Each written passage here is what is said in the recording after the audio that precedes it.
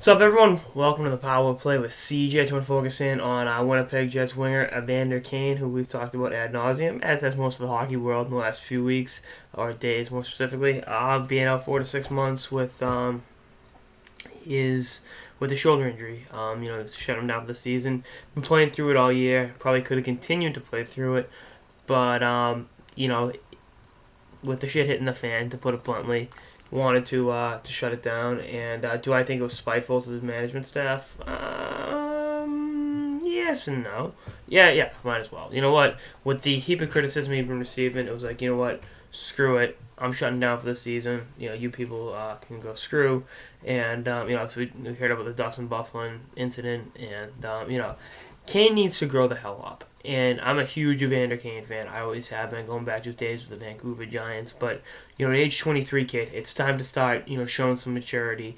And this last few weeks hasn't done him any favors. Now, for the Jets, I think he's played his last game as a Winnipeg Jet. Take that to the bank. That's just the way it goes. They'll move him at the draft. More than likely. As time goes on, I'll talk more about teams that might be putting in a bid for him. I know the Flyers, and obviously I went with the Bruins to somehow some way end up with him. I think is it Proto tweeted or had a hockey news article. Pittsburgh and Anaheim, salary cap might not work out, but I'd like to see how he does with being in a locker room where there are leaders there, they're established. But I mean, even in Winnipeg, Andrew Ladd and Dustin Bufflin have won Stanley Cups.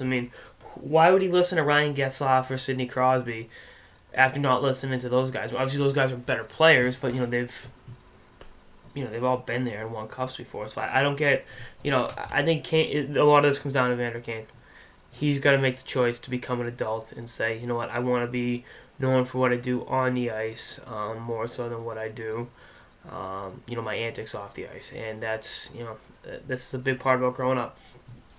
And I think wherever he ends up next year, he'll hopefully, for his sake, he'll be able to make that adjustment and start growing as a person.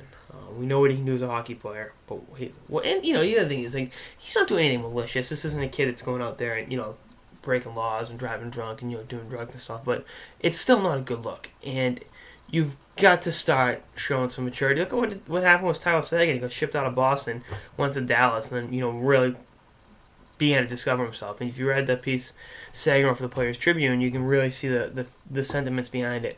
I really hope, as an Evander Kane fan, that he's able to do that. And as a Boston Bruins fan, I'd like to see it happen in Boston. Where he was surrounded by guys like Zdeno Chara and Milan Lucic, who he played with in Vancouver.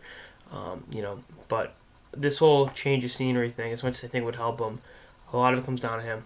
I want to hold the players around him accountable, and Jets management and coaching staff, but this he's got to start making some decisions about becoming an adult and becoming a professional.